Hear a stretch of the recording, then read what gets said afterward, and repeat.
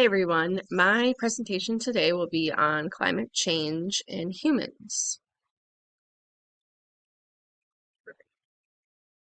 A little introduction. I wanted to go over the two terms of climate and climate change. Climate is a long-term weather pattern in an area, typically averaged over a 30-year time period, and climate change refers to long-term shifts in temperatures and weather patterns. I wanted to include some facts about global warming and climate change, and I thought this represented that really well. So I'm just going to talk a little bit about that. The planet's average surface temperature has risen about 0.9 degrees Celsius since the late 19th century. The temperature is rising at a rate faster than ever before, which is what we know. But some of the little facts it included is Arctic sea ice is now declining at a rate of 12.8% per decade. So that's crazy.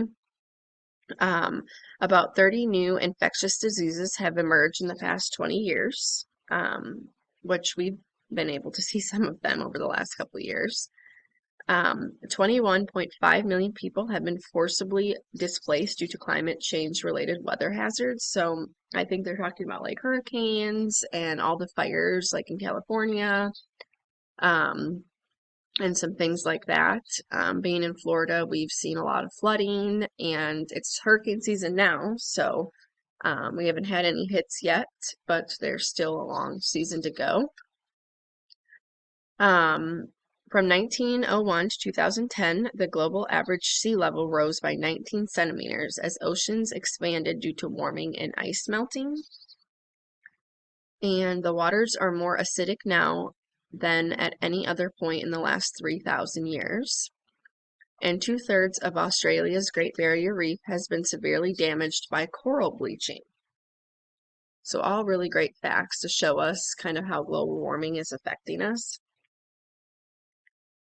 So how will climate affect humans specifically? Changes in the Earth's climate can affect public health, agriculture, water supplies, energy production and use, land use and development, and recreation. The nature and extent of these effects and whether they will be harmful or beneficial will vary regionally and over time. Bottom line, though, is climate change can impact a number of social, cultural, and natural resources. So we were told to give 3 examples. So my first example of how it's affecting humans right now is heat-related deaths.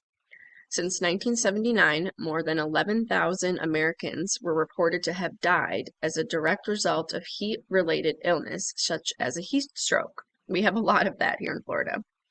The annual death rate is higher when accounting for deaths in which heat was reported as a contributing factor, including the interaction of heat and cardiovascular disease. I live in Florida, so it gets really hot here, and my husband works outside and is a mechanic for a lawn or a landscape business. And he's always coming home, telling me how people are getting, having the heat strokes and getting sick from how hot it is. So that's definitely a real issue that we're seeing right now. Excuse me. Another one is pollen season, which is also another thing we've dealt with a lot here in Florida. I know my allergies have been really bad, and I feel like it lasts all year instead of just for a little bit of time. But more about that is warmer temperatures and later fall frosts allow plants to produce pollen later into the year, potentially prolonging the allergy season for millions of people. Anybody with allergies knows it's a struggle. So for us, it's hard to deal with them longer than we're normally used to having to deal with them. And my third example is the West Nile virus, and I also wanted to include viruses in general. West Nile virus is spread by mosquitoes whose habitat and populations are influenced by temperature and water availability. The incidence of West Nile virus disease in the United States has varied widely from year to year and among geographic regions since tracking began in 2002. Variation in disease incidence is affected by climate. So that's another one that I like to add in as a good example because, I live in Florida and we're surrounded by water and swamps and we have a lot of mosquitoes. Um, I am one of those people that get bit all the time. My son is too, and then we also react right away. So they turn into like, I would say almost like you're getting like a bee sting, like they get red and infected around them, almost right away. And we have people who come and spray for mosquitoes at night. They're mosquito spraying companies.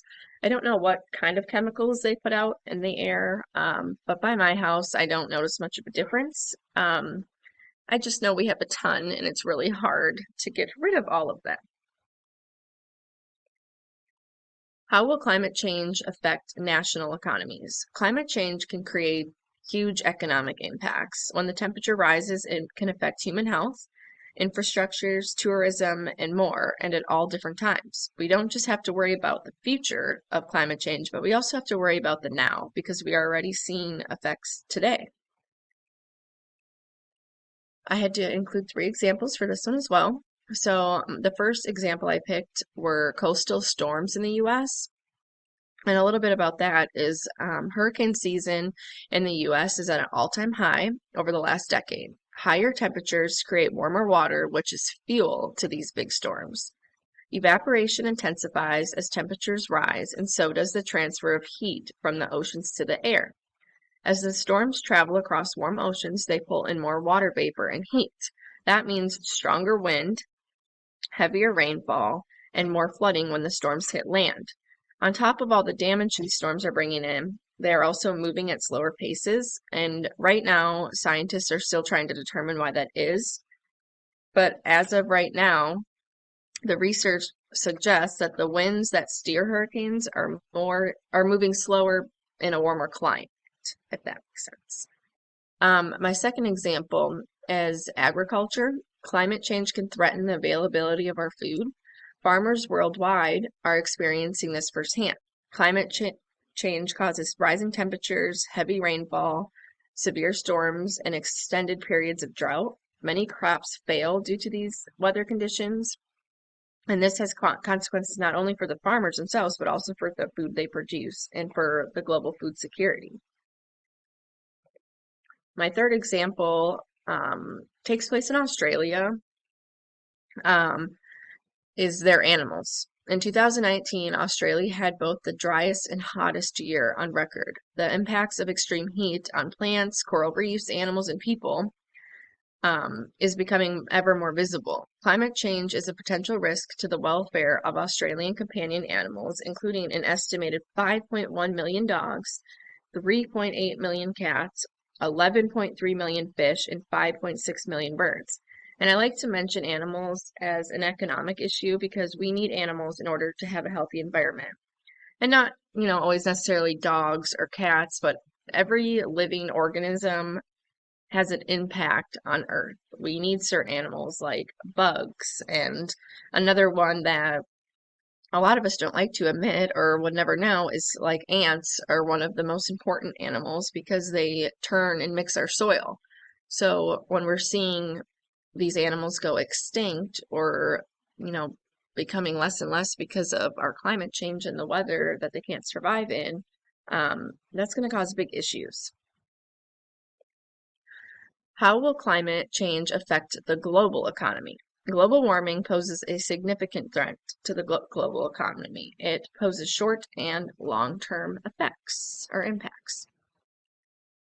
I had to create 3 examples as well for this one. So the first one I wanted to kind of go off of when I was talking about animals in Australia. I chose biodiversity loss. Climate change is commonly understood to be one of the drivers of extinction, affecting biodiversity in nearly every corner of the planet.